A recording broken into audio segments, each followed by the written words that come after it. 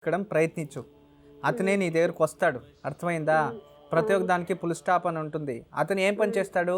ఏమీ లేదు గురుగారు, ఖాళీగా ఏమి ఉన్నాను. పనిలేని అదే అందరూ పనిలోనోనికే ఇంత అహంకారం ఉంటే అంత ఇంత నువ్వు నేర్చుకో తల్లి. ఉద్యోగం పురుష లక్షణవంతం. ఉద్యోగం లేకపోతే ఇలాగే ఉంటుంది. అర్థమైందా? వినాశకాలే విపరీత బుద్ధి. అతనికి వినాశం వచ్చింది కాబట్టి ఇలా మాట్లాడుతున్నాడు. ఒక ఆడదానిపై నిందలు వేయడం, ఒక ఆడవాళ్ళని తిట్టడం, మీ ఉసురు పోసుకోవడం అంత మంచిది కాదు. అర్థమైందా? అమ్మా నాన్నకన్నా ఎక్కువ చూసుకోవాలి అత్తమామగారిని. అలాంటిది వదిలేసి అతను ఇలా చేస్తున్నాడంటే ఇది చాలా అపకారం. అది మీరు ఏమీ బాధపడకుండా నా జీవితం ఇలాంటి ఏదో పూర్వాజిత పుణ్యఫలమో లేదా కర్మఫలమో తెలియదు కానీ నాకు ఇలాంటి భర్త వచ్చాడు అనుకొని కళ్ళు మూసుకొని నీ ఎంతకు నువ్వు బతకడం ప్రయత్నించు. అతనే నీ దగ్గరకు వస్తాడు. రాబోయే రోజుల్లో నువ్వు తప్పితే అతని భోజనం ఇంకెవరు వేయరు ప్రపంచంలో. మీ అన్న గురించి నువ్వు మర్చిపో. అతను ఇక లేదులేండి, తిట్టడానికి నాకు రాదు, లేదా తిట్టేవాడిని. ఇంకా అతను దారి తప్పిపోయినాడు. వదినమ్మని వదిలేస్తాడు. అక్కడ ఆ అమ్మాయి ఎంత బాధపడుతుందో ఇక్కడ నువ్వు అంతే బాధపడుతున్నావు కదా.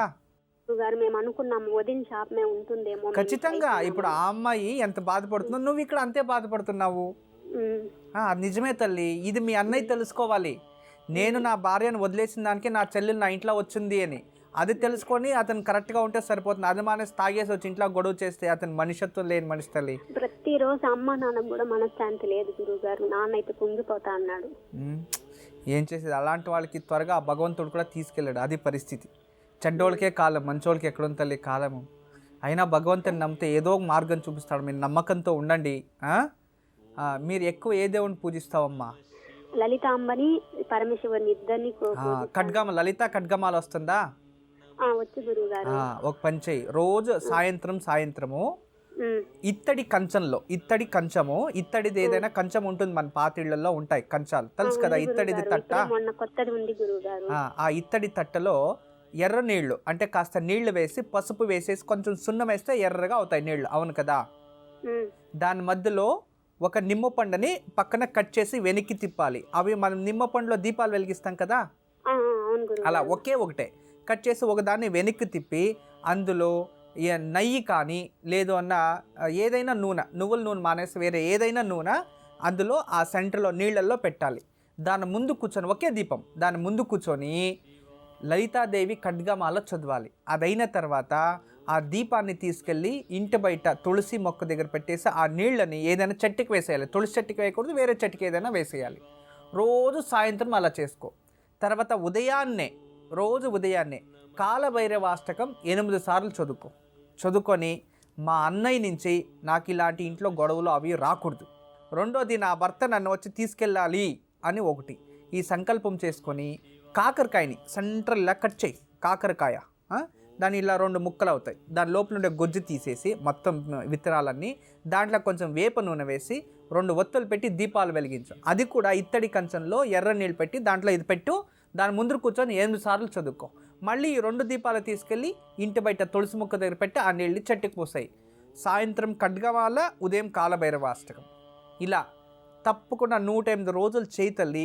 ఆ 108 రోజుల్లోనే నీకు ప్రతిఫలం అనేది లభిస్తుంది. అంతే, సింపుల్ మ్యాటర్. ఇంత చెయ్యి. ఆ పరమేశ్వర అనుగ్రహం మీకు ప్రాప్తి అవుతుంది తల్లి. ఎప్పుడు మా ఆశీస్సులు ఉంటుందమ్మా. నమస్తే. నువ్వు ఇంకేమన్నా చెప్పాలా? ఇంకేమన్నా అబద్ధం చెప్పాలనుకుంటే చెప్పేయి. నేను చూడాలనుకుంటున్నాను నన్ను మోసం చేయడానికి నువ్వు ఎంత నీచానికి దిగజారగలవు అని. ఎందుకు ఆలియా, ఎందుకు నువ్వు ఇలా చేసావు? నీకు తెలుసు కదా నానమ్మ తర్వాత నీ ఒక్కదానిని కదా నేను పూర్తిగా నమ్మేది. ఏమన్నావు నువ్వు? ఈ మధ్య అన్నిటినీ మర్చిపోతున్నావా? అది చాలు. వాటిలో ఉన్న శక్తి విషయాన్ని గ్రహించి మనకు వివరిస్తాయి.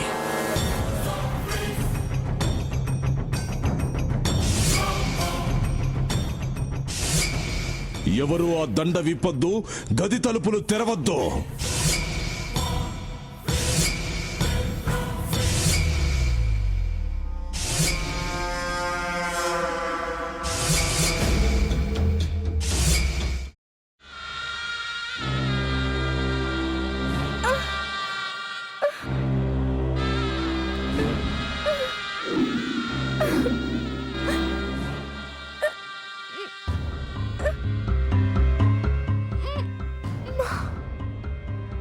బాబాయ్, వద్దు బాబాయ్, నేను చేయొద్దు బాబాయ్, ప్లీజ్ బాబాయ్.